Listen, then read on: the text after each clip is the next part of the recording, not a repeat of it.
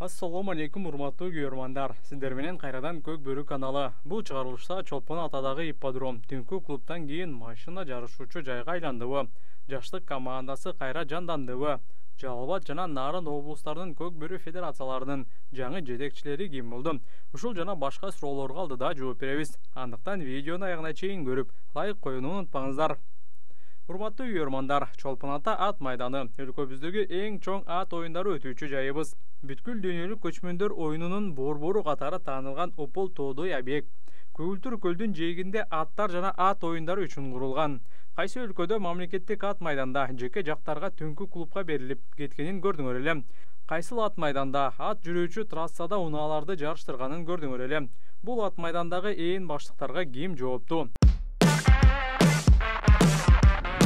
Сюрприз! Эки эсе көп интернет.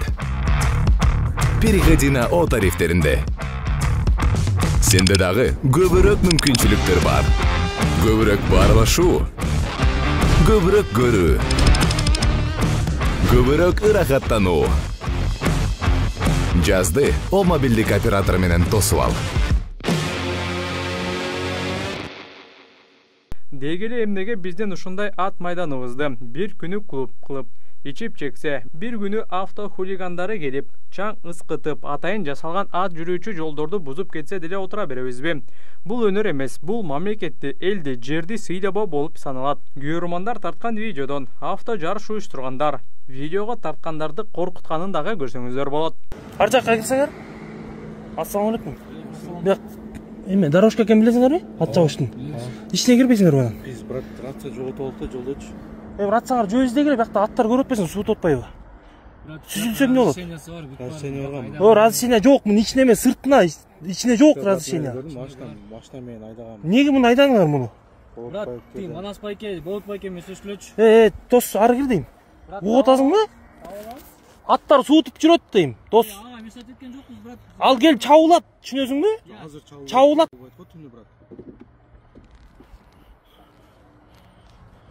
Бизде отобуз. Изде, жөө изде. Жөө изде. Ат кел чабуулат дейм. Ат тиги бетинен чуркап жүрөт го, турабы? Ой, келип чабуулат дейм, жарыкка чыкпай атат. Ат мындан жаныбыздан Түшүнөсүңбү? жанатан бери. Дос, мындай айдап койчу эми, ыз чогуу эле. Байке тигилер эмес. Ой, Манас байкең эмне, байка жүр деп разрешение бердиби? Биз бул жерде съемка. Чыгып эле кетчи, дос. Байке машина менен съемка кылган разрешение алды. Төбөлейсиңби? Төбөлейсиңби? Жок, байке могул эмеге чейин жетип Чык дейм тияка. Съемка болуп аткан жерге чейин жетип алайлы, болду. Чыгып берип кой. Дос. Чыгып берип кой. Чыгып берип кой. Спокойно үтпөйт, чыгып берип кой. Байкеден бир сураңыз. Эси жок, чыгып кет десе чыгып кетели байке.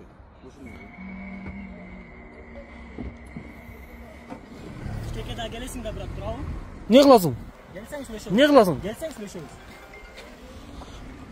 Көк Бөрү федерациясынын президентинин буйругуна ылайык Жеңишбек Сапаров федерациянын Нарын облусу боюнча өкүлчүлүгүнүн жетекчиси кызматынан бошотулуп, анын ордуна Руслан Өмүралиев дайындалды.